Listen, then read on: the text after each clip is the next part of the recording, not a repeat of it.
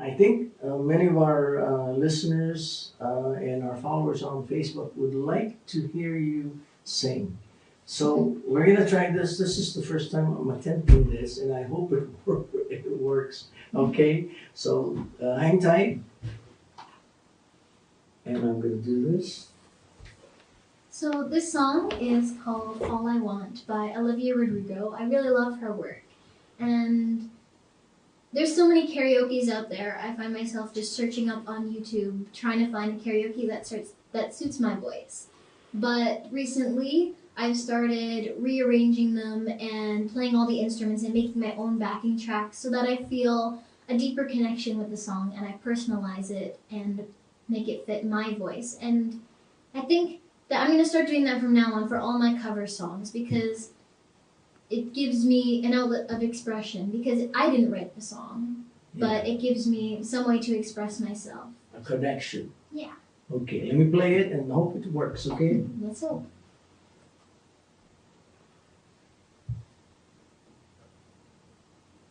Can you start it from the beginning? Okay. Yes, boss. Here we go.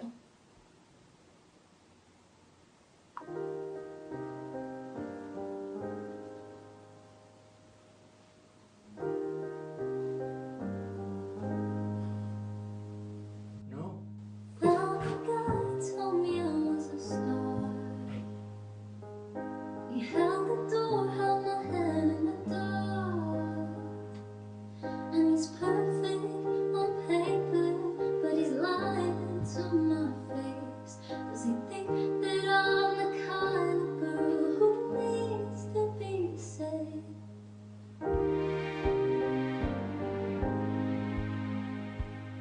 And there's one more voice from my past.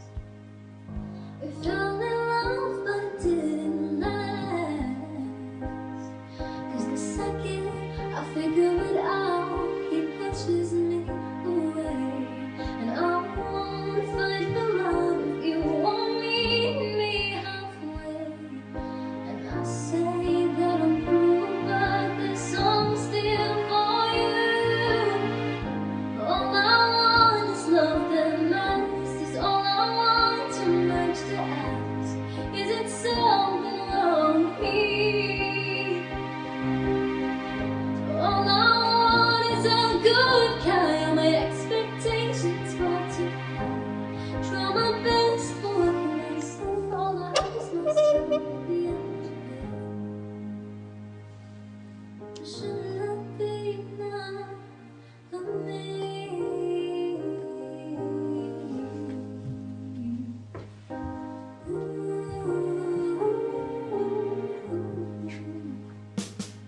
And I miss the days when I was young and naive.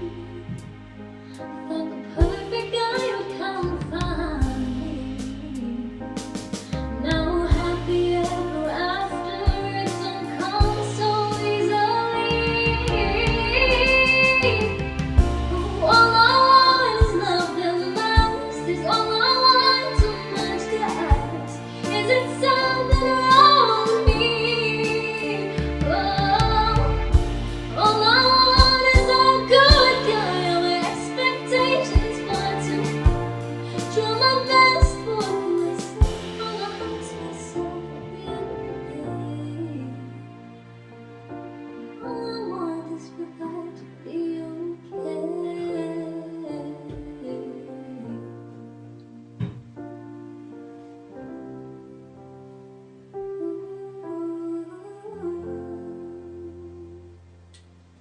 Oh, thank you. That was wonderful. Thank you so much. We got it to play, but you know our Facebook Live didn't have any backtracking. No, They heard your voice, but not the backtrack. So, but the radio was perfect. All And right. they hear it through the speakers, so whatever, it's okay. All right, so back to our questions. What genre do you like the best? Do you feel a connection the best? Well, it depends on the situation. Like, I think for me, singing like personally, when I'm singing with my contemporaries, definitely like what's trending now, but my style is probably different branches of pop. Like not always what's popular that day, but just the style of pop, different branches of pop I feel a connection with. Like lots of beats, but like really good melodies. I also grew up listening to Beatles music, so I like that kind of old music, like from the 70s and the 60s. I love that type of music. And I realize now that I'm not a belter, and I used to do all these power ballads. I remember. Yeah, but you know, it's not my style, but definitely I'm not going to stop doing them because it depends on the crowd, especially when I'm singing to older people. They like to listen to all that type of stuff, and you know, my style isn't always for them. So when I'm performing live, which I miss doing because I can't do it anymore, hopefully it will get to some sort of normal. Well, it will. Eventually. Eventually. So I wanted to ask you, what about original Filipino music? How are you? Do you know how to sing in Filipino? Well, I know you know. Are you able to connect to the song? Is what I'm trying to say. Well, usually when I'm singing in English, my dad is the one who helps me with that. But when I'm singing in Filipino, my mom is always there. Like, I've learned over the years because she speaks to me in Filipino, even though I don't really understand half the things she's saying. I'm trying. And she always helps me, like, sometimes we even print it out or we search it up on Google Translate, which I realize is not actually always correct, especially Google Translate. But she breaks it down and she tells me what it means, so I can actually understand it, every word. Well, that's good.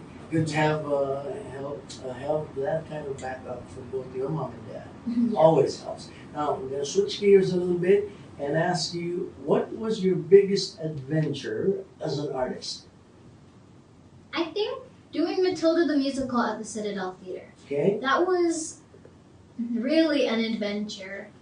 I mean, there's so many I can't really count, but that one definitely stood out to me because we were in rehearsals and you never really knew what to expect that day of the show. Yeah. Like, I just remember the opening night, everyone was freaking out. We were all so nervous, but then as soon as we got on stage and the curtain rose, we saw the audience. It was just like, wow, we're doing this. And everyone, we did a great show that night. But like every single night, you didn't know what to expect. Sometimes I fell off my scooter in the middle of the show.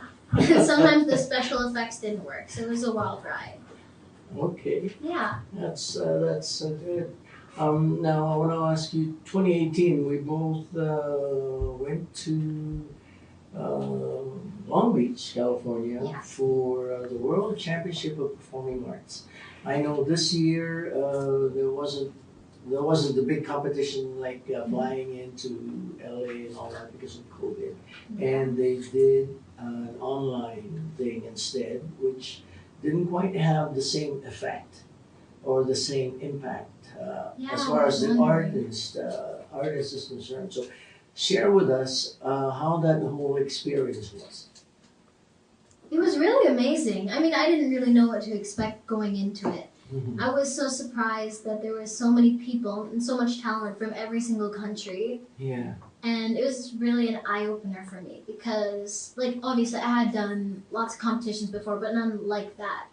Yeah. It was, well, I think it was really busy. I was really stressed at that time because I'd actually missed the first days to the, I was doing a musical, so I couldn't actually fly there and miss the musicals. We'd been working on it for so long, Emma the Musicals. Yeah. And I missed all the workshops. And I think in the future, when we can actually go back to WCOPA, and I think that you should take the time, make sure there's nothing in your schedule that is conflicting. No conflict. Yeah. Because all of my friends on Team Canada, they were all talking about how it was such an amazing experience to be able to work with those professionals in those workshops, and they learned a lot, and I felt like I missed out. Mm-hmm. But the rest of the competition was amazing. How did it feel to be part of Team Canada? Yeah, it was great. it was really a team. We were all very close. Like at first, a lot of people, we didn't know each other very well, but over the course of the competition, we really grew a strong bond. It's Team Canada. Yeah, wow. We all went to the mall together, had Yeah, supper together, Yeah, I remember that. boxed Chinese food along the hallway. Yeah, we're all together in the parade. It was very Yeah. fun. That was fun for me too. For me, that was the first time I was ever part of a team, anything. I mean, a country's contingent, right? And Yeah. it was an honor. It was good representing Canada, the country as a whole. And then representing Canada and taking home gold medals, 2 Yeah. gold medals and 2 silvers. What were the silvers for? I think the silvers were for original song. I'm not sure. The gold, you know.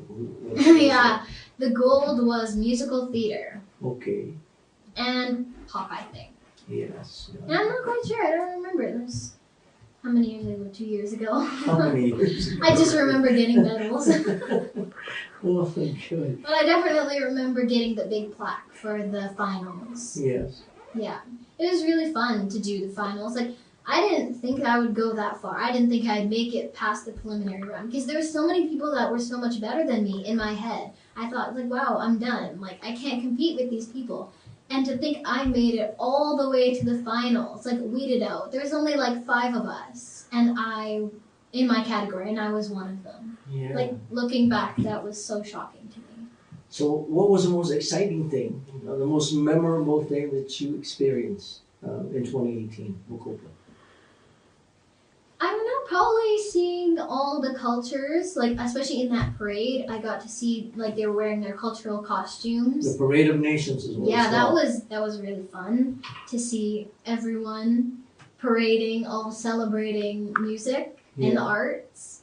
And probably the finals. Like, I remember we were, like, in the basement of the theater, and we were all gathered together in a dressing room, and we were all warming up. And then when I stood on that stage, like, the lights were blinding, and the audience, they were cheering so loud, and I was just so excited, and I thought, I can't believe I'm here.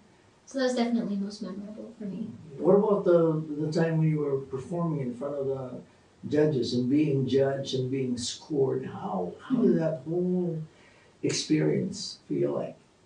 Well, I think that I had done lots of local competitions before that, so I wasn't fazed by the judges so much. Yeah. I was kind of used to it. I think the thing that really shocked me was all the people behind the stage, like everyone working and all the tech people, and then also my contemporaries, the people I was competing with. They were all so nice, but they were all definitely very competitive.